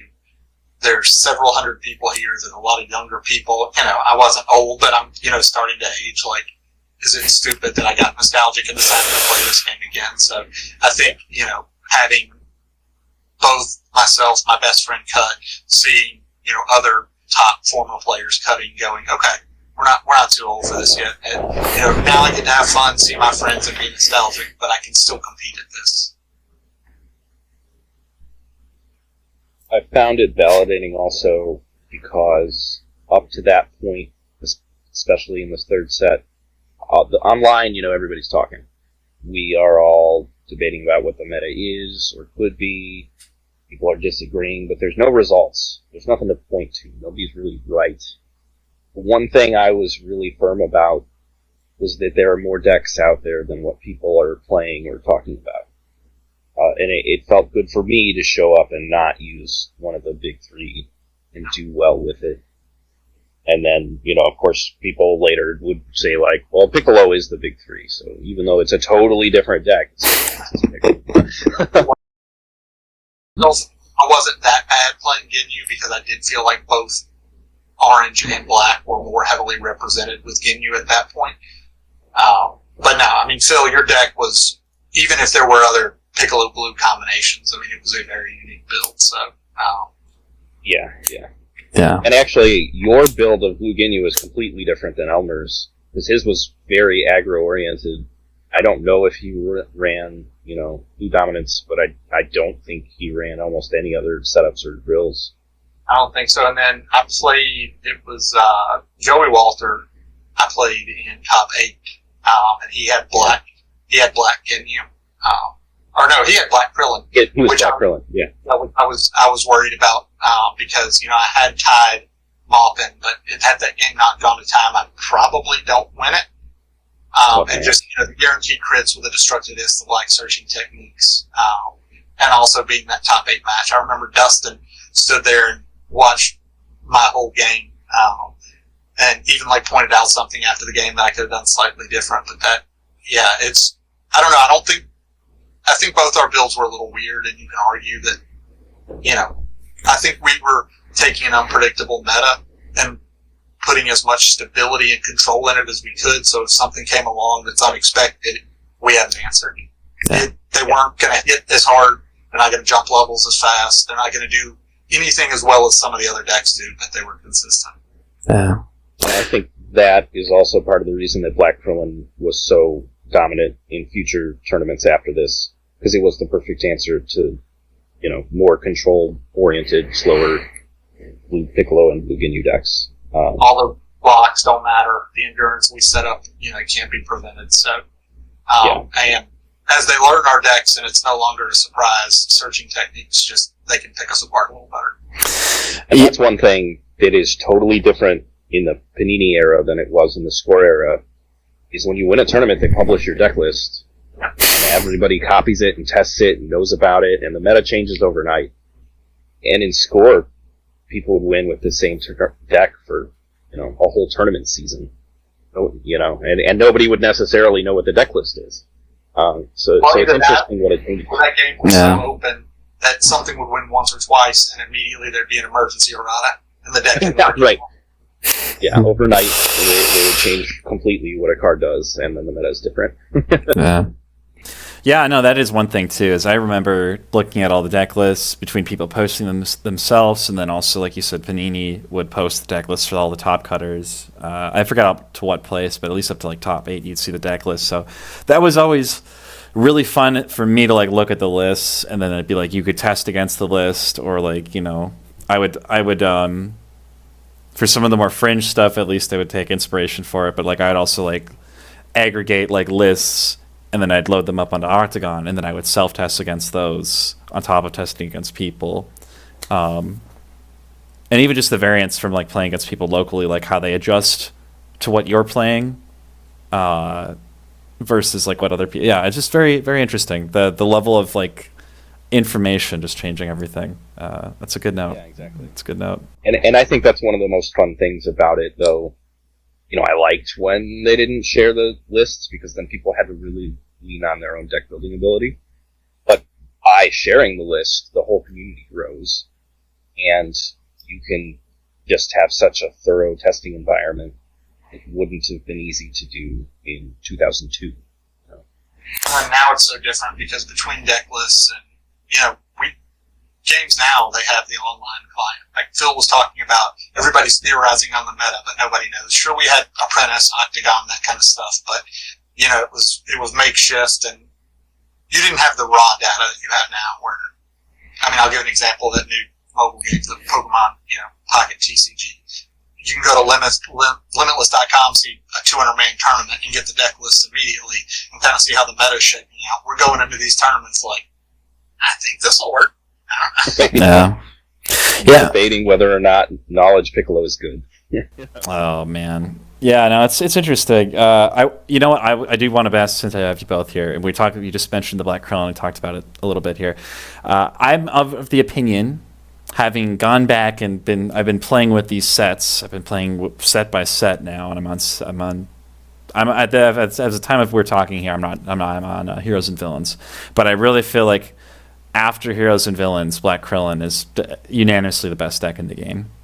It has all the answers to everything it needs, and it doesn't have to skimp like anywhere, I think. Would you agree with that? I think it's probably, like, if I had to pick a best deck, I think I agree. I don't think it has 100% winning matchups against everything, but I think if you look at all of its matchups and you do the data, it's the best overall. After this tournament, I didn't think people would run Black Krillin at this, but they should have. And in the future tournaments they did, and it became, the results spoke for themselves. Because Joey Walter ran it, and then Moppin, who was in Top Cut, had Black Krillin, so a couple did. Yeah. And they overwhelmingly outperformed its representation. There were not that many Black Krillin decks there, but the ones that were there did very, very well. The people were still on a lot. Yeah. Black Krillin was good, it was strong, it was consistent, but it did have a terrible matchup against physically aggro decks. But until Broly came later, you didn't see a lot of physical beat decks. Krillin, yes, it had Black Power Up, it had ways out of combat, but you could stage lock Krillin, but it was free to run, knowing physical beats wasn't beating anything else, so nobody was running. Yeah, I think stage beats just didn't exist. Like I played like a lot of Saiyan Vegeta and Red Vegeta, for example, and I was more hybrid, honestly, with those builds. But like, yeah, you could definitely stage lock somebody, but like even then, it's like Black Power Up, VTP. Even if you stage lock them, there was native stage gain in Black at the time. There's allies, like you guys, both of you obviously were playing ally decks, but with like all the tech options, especially come the time of like movie collection, for ally decks, like they just had so many reasons to run allies, and you had all the reasons to splash them in. OPA is still overpowering attack is still limit 3. Yeah, one of the just best neutral attacks in the game. It's a 2-for-1, and it gives you an opportunity to control the game state. I think if Namek Dragon Ball 7 is the best card in the game, I think Overpowering Attack is like number 2 or 3. And like Devastating Blow is my personal favorite. I think Devastating Blow is the top 5, but I really think it's the GOAT in my heart as well. Devastating Blow. Just change games. VTP is great. Yeah, VTP is crazy good. I think Dev Blow is one of my favorite cards, but I don't think I could put it in the top 5 at any point in the game, probably. I'd probably put it in top 10 or 15. It's always good. It misses... There are certain matchups and certain decks that it's just not quite impactful enough, depending on just what the context is. But I love it from a design standpoint, because it's not broken. Like, could it have been a free energy, something that's pushing life cards of damage? But going back to that argument of if you're not needing to get rid of anything, a physical attack for low damage is blank. It's not doing anything. Like, as an energy that could, at least do a few life cards, it could have had some more value. So, yeah, I think they're just matchups where you're like, this feels bad. See, you both say that, but I've learned the pile hate is incredible on that card. And a great example, you guys are playing both decks that are recurring stuff from the pile constantly. And from set 1, all the best decks for having some level of recursion, whether it's Namek 7, it's Namekian, it's blue, so Dev Blow was evergreen for all of Panini for me. So that's my argument alone there. But I don't disagree with you. But I didn't mind the If one of us had it in that matchup, how big of a difference would that have made? That's very true. The Blue Betrayal, we couldn't have been doing the same kind of loops that we did. It just, there was always, to me, it was that card that, I like the effect, kind of like Wall Breaker, kind of like it. But there are just certain decks that it just didn't do anything against that I just wanted. I don't know. It was always card, 63, 64. My counter argument is that I think Dev Blow is a top 5 card in an ideal version of the game where everyone is a very skilled player. Oh, man. A lot of matchups where no people are not really utilizing their different pile. Value. So if you're playing a lot of aggro decks, it's not as valuable. I think if you're in a control mirror, it's one of the best cards ever. And it is always good. It's always a good card. Yeah. No, that's fair. I also, another thing too is people were even, at least I considered in set 1, 2, running Empowered Flying Kick purely because it had some sort of anger control, because there just really was not a lot of anger control outside of Namekian blue. Red, you can argue there's anger control because you're critting, but that was super not consistent. So not in the first 2 sets. I'm scared of that. I don't know why I panicked the night before, but when I kept seeing those red decks early, I was so happy. That's interesting. I did not play a single red deck at this tournament. Yeah, I said, TJ didn't either. I played I think it was 3 out of the first 4 rounds. I know 2 of them were red TN, and I think 1 was a red card. They get their anger up to 4 or 5 and like that. Based on the Panini blog here, there were 213 players at Gen Con. 12 ran Saiyan. 24 of them ran Orange. 29 of them ran Namekian. 30 were red. And then very, very skewed, 57 people ran blue and 59 people ran black. Blue really performed maybe at expectation, and black kind of underperformed, I would argue.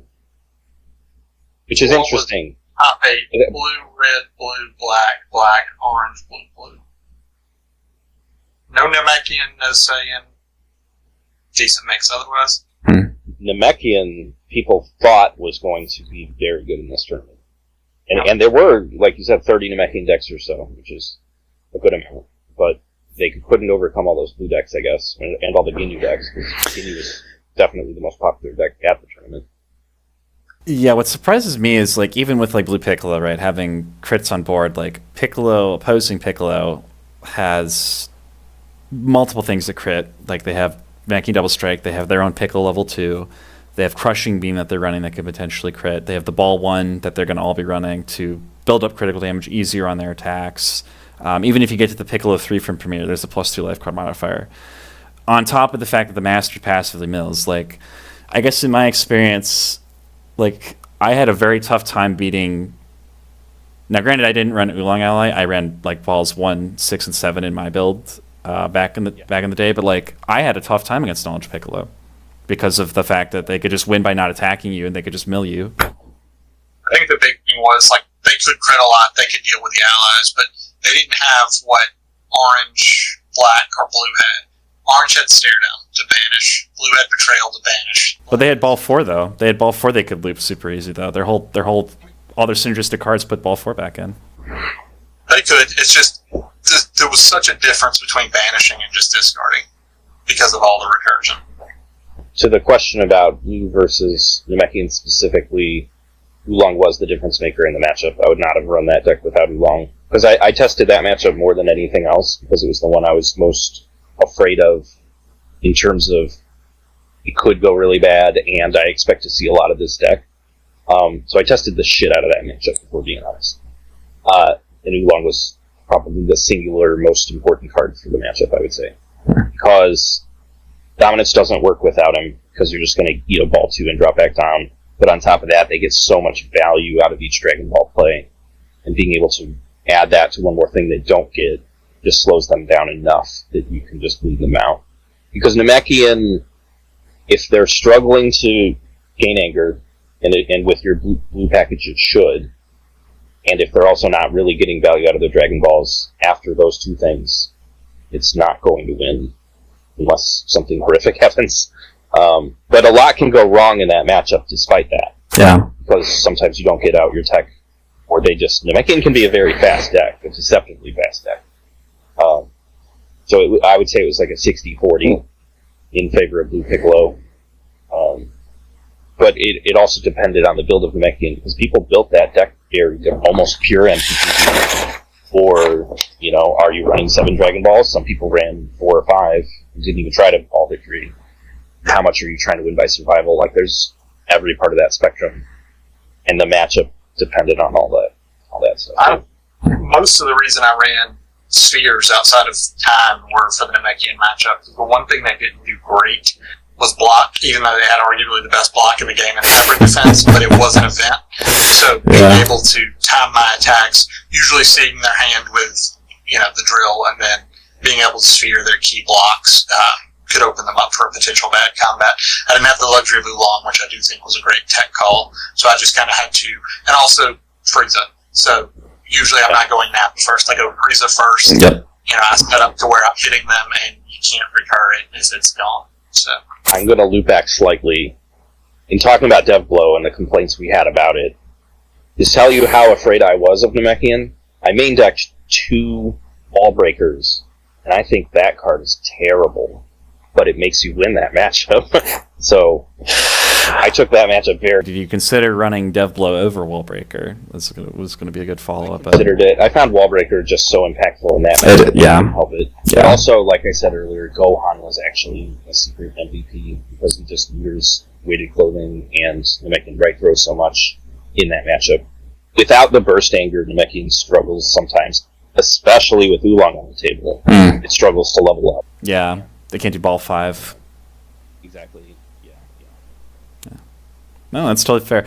And granted, I do just want a disclaimer. Granted, I was playing Blue Piccolo primarily in like set 1 and 2, so this is before Oolong. But ultimately, again, like it tells you though, like exactly like the fact that you talked up Oolong so much, kind of.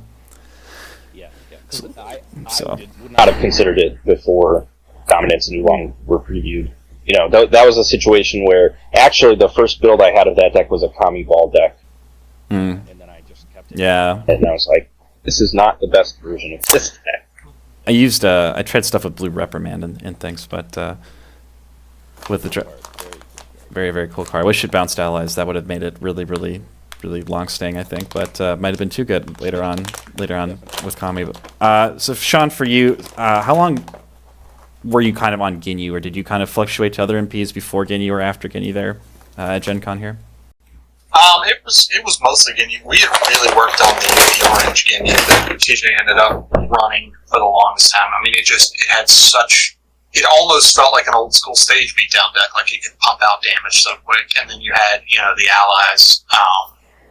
So it was always Ginyu, it was just orange Ginyu up until that last moment when I got scared to death of red. But Piccolo was considered.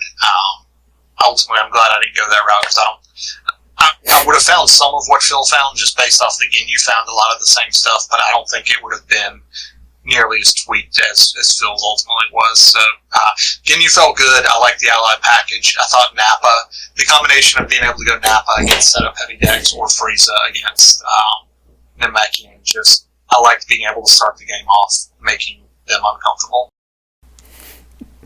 No, totally fair.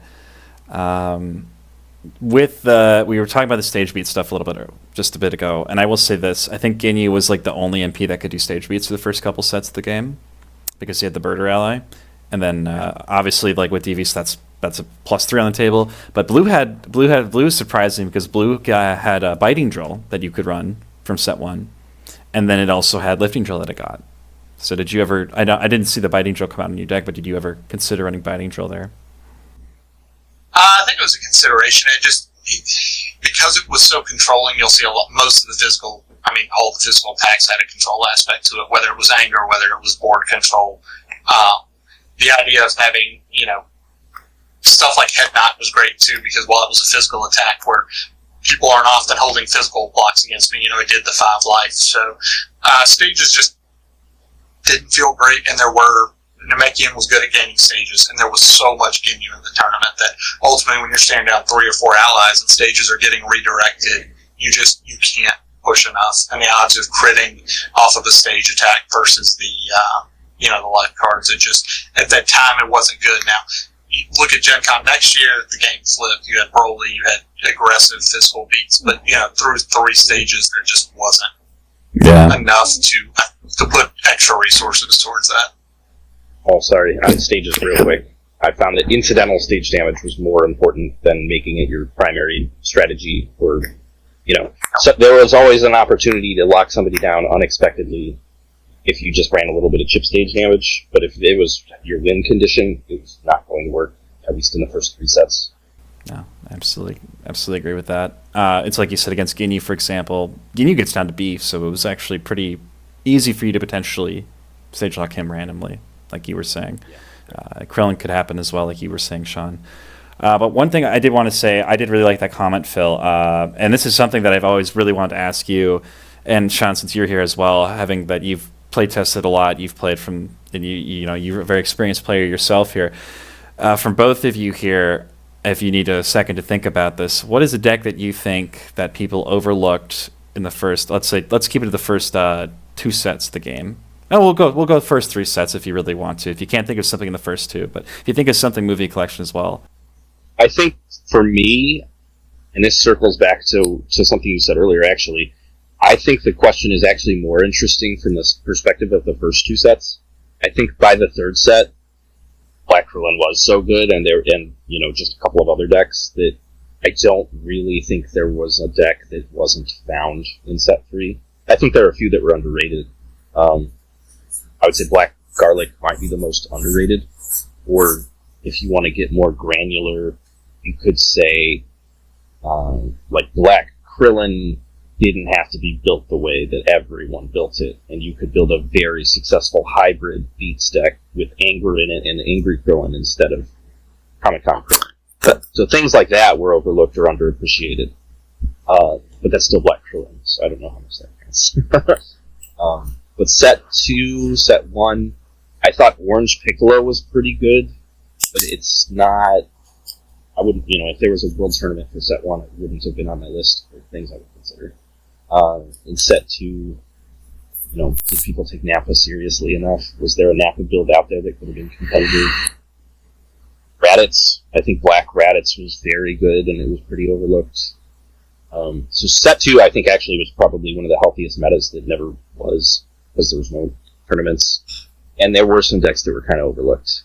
In set 3, it's a stickier... there were a lot of tournaments, so people put a lot more time into testing. And I think there isn't like an OP deck that was not really found or anything, And I think that there was slept on. Outside of, really rude, nobody was running it.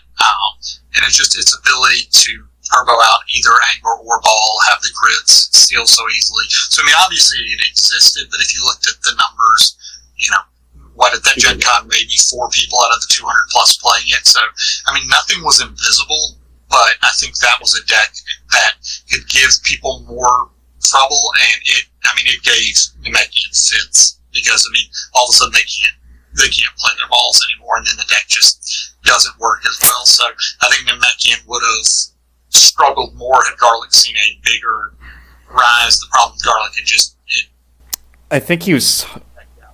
I think he was hard to play properly. Like, finishing a game with him was really, really hard. And also, I guess, like, I had a lot of experience playing against a lot of Knowledge Piccolo when I played Enraged Garlic, and I think I played a little bit of Black Garlic probably after I saw Rudin top cut with it or something. I was like, oh yeah, Black Garlic makes sense. I think I was at a regional where he played it. I definitely had seen it be played, and I still didn't. I guess I didn't think it was as good as the red version in my mind, but maybe it had different matchups, so it was kind of meta dependent. Red was much better against Ginyu, but if you were expecting to play a lot more Krillin, Black was pretty good. But it just sort of depended. And Alec used Red, I think, 3 or 4 tournaments in a row before he used Black. A hard deck to play, and sometimes to play against. I don't remember the exact situation. I just remember that the next year I was playing in a regional against a Garlic deck, and I made a play and realized I just punted, like I just lost the game. Playing his name card attack on, like, the level 3 was like, oh, well, now I don't want to do anything the rest of the like, the problem I have with him is, like, I'd hit 3 and I'm like, I don't want to leave 3 ever. And I can't do anything because if I gain anger, I leave a level. That is, I would say, the highest, like, the most important skill aspect of that deck is knowing when to transition from 3 to 4. It really, you're never going to 4 unless you think you're going to win. But if you're too cautious, you miss an opportunity, and if you're too aggressive, you die. So if you don't have that down to a science, it's very, very hard to succeed. Because that deck needs to win by MPPV in some of its matchups.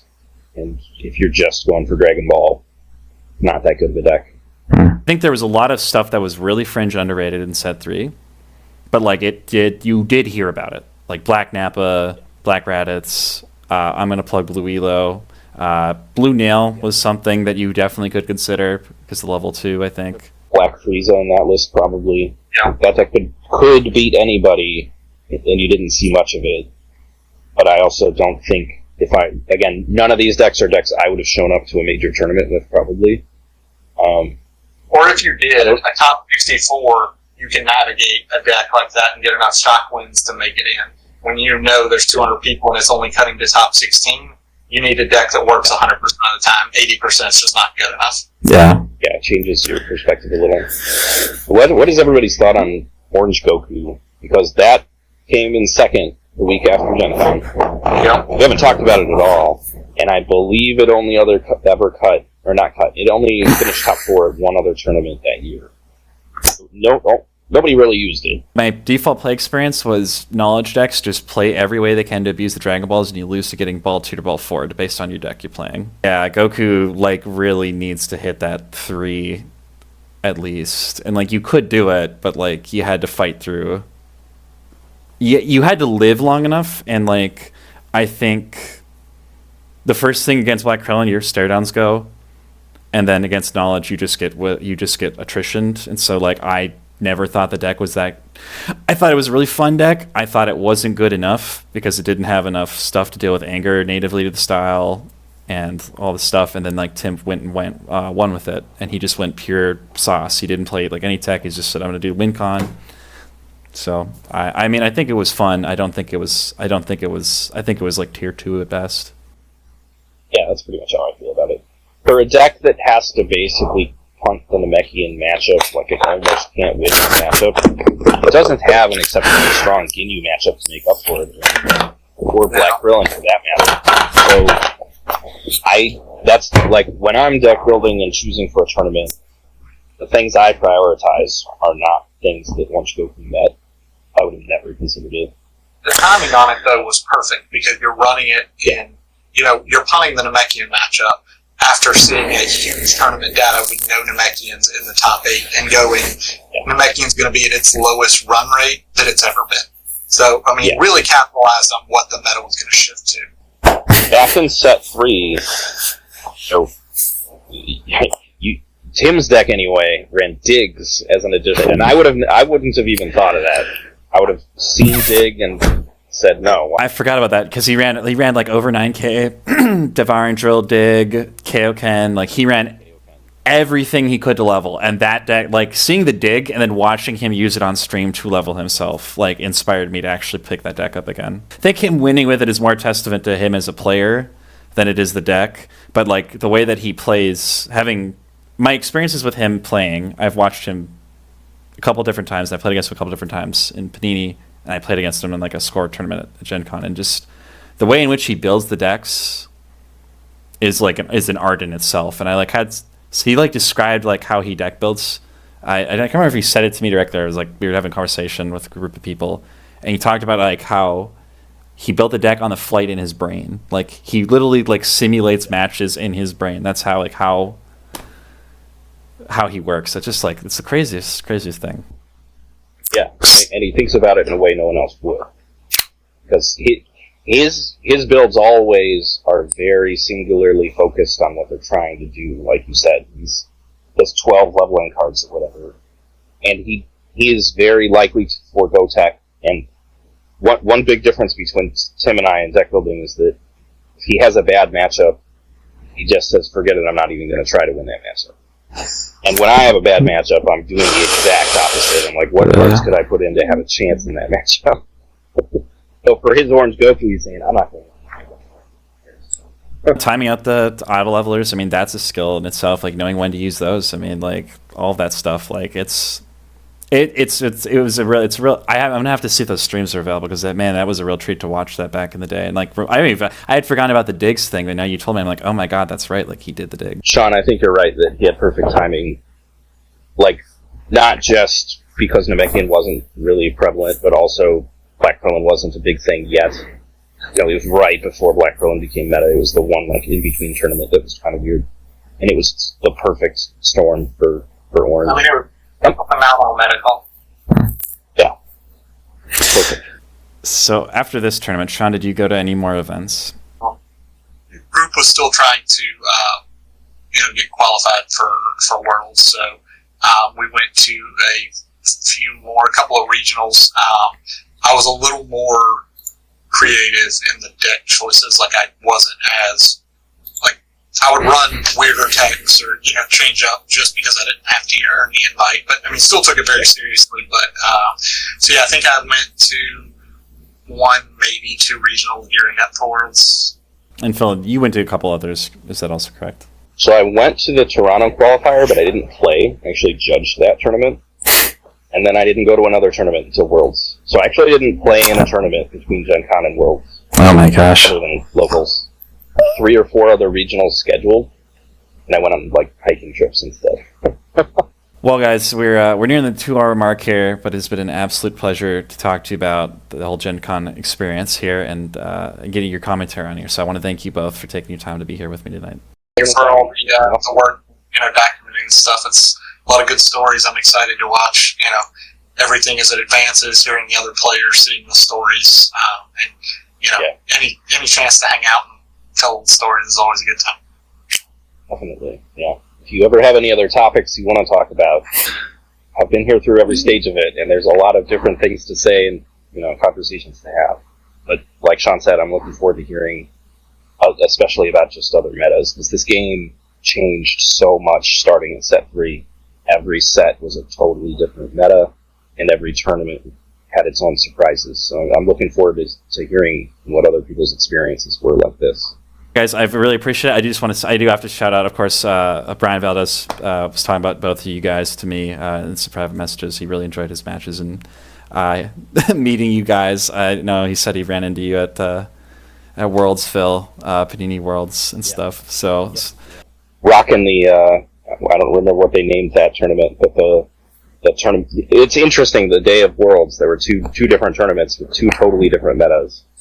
But I think he was running Blue 20, if I recall correctly. But yeah, I remember talking to him about it a little bit. Yeah, I think he said that too. I can't remember, but Shaun, he's played you, and I know you guys, of course, have all played each other. So, but it's been a real pleasure. I'm going to keep probably asking these guys some questions off camera, but as always, look forward to the next parts of the series. I'm still working on everything. It just takes time, and I take my breaks. So, but anyway, these guys.